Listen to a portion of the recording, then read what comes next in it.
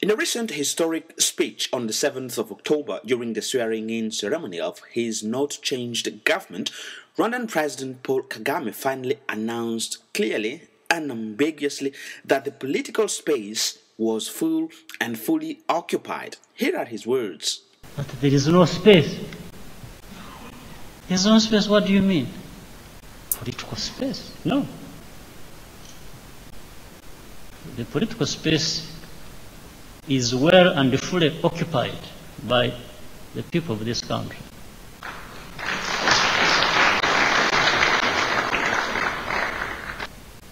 And if the people of this country have spoken in such numbers freely, who are you to question anything about what they have said?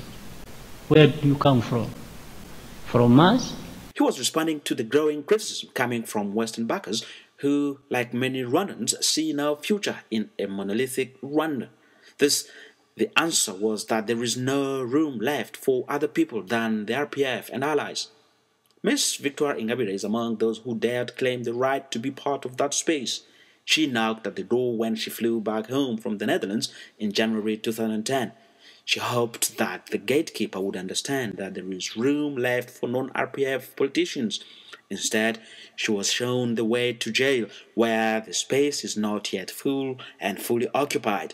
That space is already occupied by Social Party Imberakuri leader Bernard Ntaganda, politician Charles Ntakirutinka, and Deo Mushahidi, and many others whose crime is having knocked at the door to the full and fully occupied political space of Rwanda. That crime, of course, is given other names and nicknames. Sometimes it's called genocidal ideology, other times it's called divisionism, and the most recent name is terrorism. To draw the attention of the international opinion on that situation, about 80 Rwandans demonstrated on Saturday, 23rd October, in front of the Dutch Ministry of Foreign Affairs. On the front line were Ingabire's family, her husband, and her children, supported by other Rwandans and Dutch people. The initial message was meant for the Dutch Foreign Ministry, but with new technologies, that message goes much further than the Foreign Ministry. For that reason, since President Kagame is also said to be a champion of new technologies, I asked Ingabire's family to give a personal message to President Kagame in the hope that he will come across this report when he goes online to surf the web.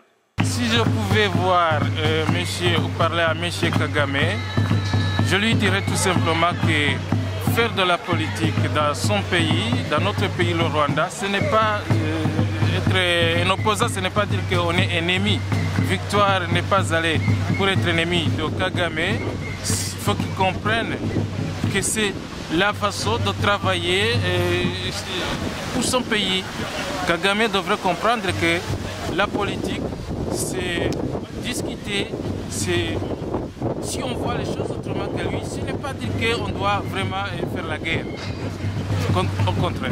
If President Paul Kagame would be in front of me, I would first of all ask him, why does he feel so much, why does he feel threatened by my mother?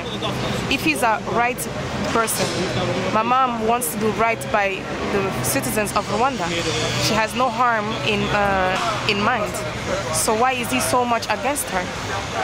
If he wants the right thing, that's the question I would ask him, and to tell him just to think about that and to act on it. If I had President Kagame right in front of me, I would tell him, how could you do this to your own people? Don't you believe in a good, don't you have a good heart? Don't you have a feeling for justice? Because I know everybody got a feeling for justice. How could you do this? It's just evil. No person is born evil, so do the right thing.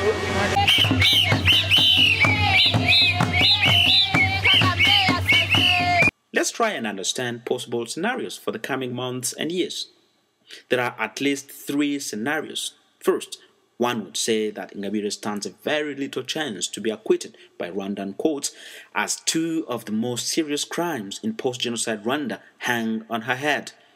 Thus, she will most likely spend the coming years at 1930, the famous Kigali Central Prison, where she would be isolated from other inmates for fear she would contaminate them. She would then be invited or pushed to repent and ask for a presidential pardon, which was the case for former President Pastor Bizimungu. That scenario consists in a psychological death followed and resulting in a political death. Bernard Ntaganda is in this situation as well. The second scenario would be that the judicial masquerade would lead to international outrage and increased pressure from the Western backers. The judges would then receive instruction to release her either conditionally or unconditionally. Bishop Augustin Misago and recently Ingabire's lawyer Peter Erlinder were in this scenario. This one consists in surrender and would most likely free some room in the full and fully occupied political space. In the meantime, given reports of ill treatment, a third scenario could be envisaged: physical death while in detention.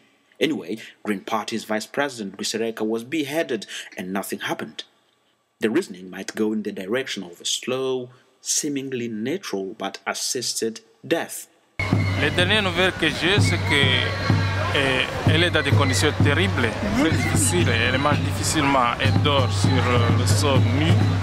Et ça me fait peur, ça me fait de la peine. Elle est malade, elle n'est pas soignée.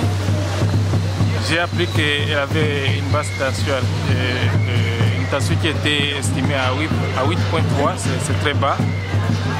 Et j'ai appris aussi qu'elle tousse. Tout vient des conditions de la cellule là où elle est enfermée. Connaissant ma femme, bien sûr, j'ai peur. Je passe des nuits blanches, je pense à sa santé, je pense à ces conditions qui ne sont pas vraiment rassurantes. Et je me pose la question, qu'est-ce que je peux faire? Les autorités sont animées d'une volonté d'éliminer ce que je vois moi, et ça me fait de la peine. Si je pouvais parler à ma femme, je lui dirais tout simplement que je l'aime encore et que je l'aimerai toujours. Et qu'elle garde courage, que le peuple rwandais est derrière elle. The hope at this moment is that the door to the sacrosanct, full and fully occupied political space will finally be opened, and that some, and actually enough room, will be freed for whoever wants to express his or her political views. That way, and only that way, many deaths, physical, psychological, and political, will be avoided.